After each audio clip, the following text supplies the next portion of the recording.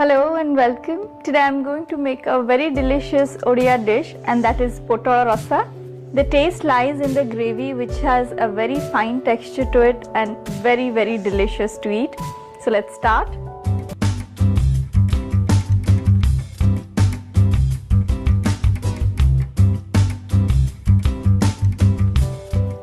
I am going to begin by cutting the vegetables, both the parval and potatoes. For the parval curry, I am going to begin by cutting the parval. Take the parval and trim off the ends. And if you want, you can peel off the skin. Just need to scrape it out like this. But I really don't like the parval without the skin. I like the texture of it. So I am not going to peel off the skin. And then you take the knife and cut it diagonally like this. The skin of the parval is a little thick, so it takes a little effort. As you can see, this is diagonally cut. I'm going to cut the rest of the parval like that.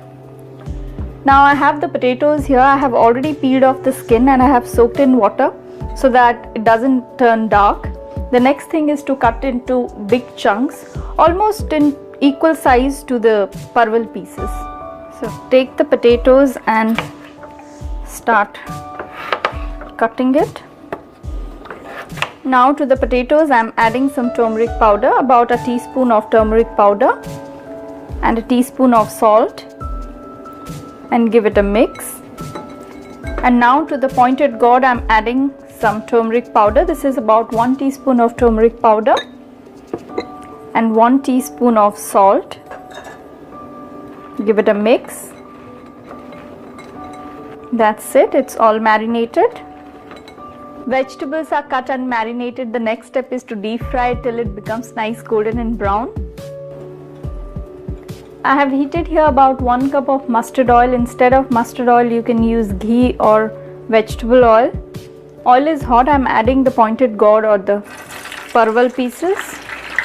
And along with the parval, I am adding the potatoes. And I am going to deep fry it till it becomes golden brown in color. And I am going to fry it on medium to high heat. Potato pieces and the parval pieces have turned golden and brown. So these are ready. I am going to take it out. The next step is to make the gravy.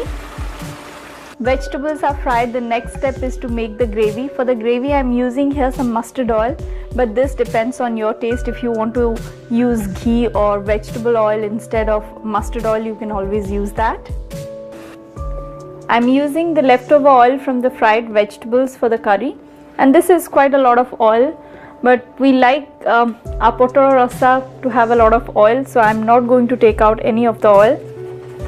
To this oil I am adding some sugar, about a teaspoon of sugar, and along with the sugar I am adding about a teaspoon of cumin seeds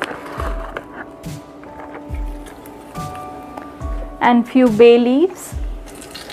Let the cumin seeds splutter.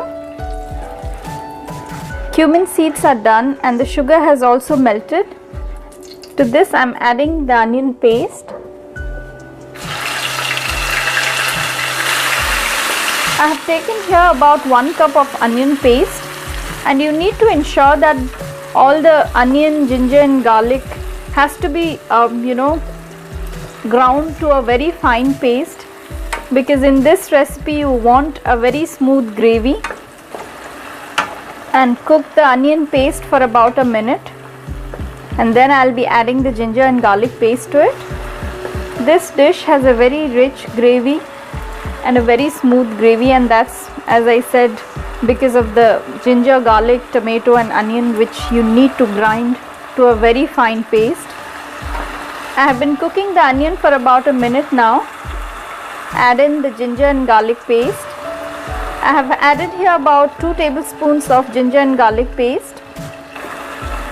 Mix it well and cook the masala till the raw smell of ginger and garlic is gone. Ginger and garlic paste is done. I am getting the nice aroma of them.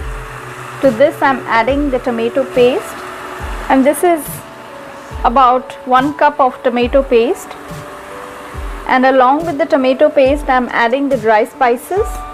1 teaspoon of turmeric powder, 1 tablespoon of coriander powder, 1 teaspoon of cumin seed powder, and red chili powder. This is about 1 teaspoon.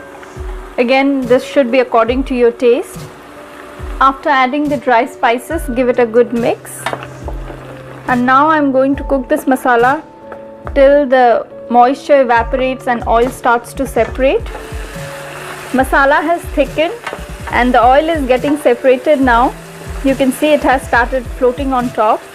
So the masala is ready. To this I am adding some salt, and now I am adding some water. The fried vegetable pieces are going to soak up a lot of liquid. So I have added here about 3 cups of water.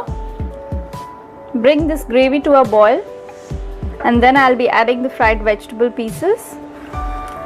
Gravy has come to a boil. I'm adding the vegetable pieces. And the next step is to bring the heat to low. Cover the lid and let it cook for about 10 more minutes. So the lid goes in and I'm going to cook it on low heat for about 10 minutes. After 10 minutes, take off the lid. The final step is to add some garam masala powder. I'm adding here about 1 teaspoon of garam masala. Mix it. And that's it. Potara rasa is ready. I'm going to serve it now.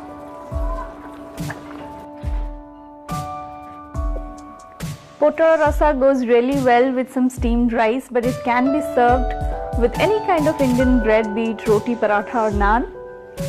Do ensure that you are not making the gravy very thick or very thin. It has to be of medium consistency and the gravy has to be very fine. So try potara rasa and don't forget to let me know about it. We will meet next time, and don't forget to subscribe. Till then, bye bye.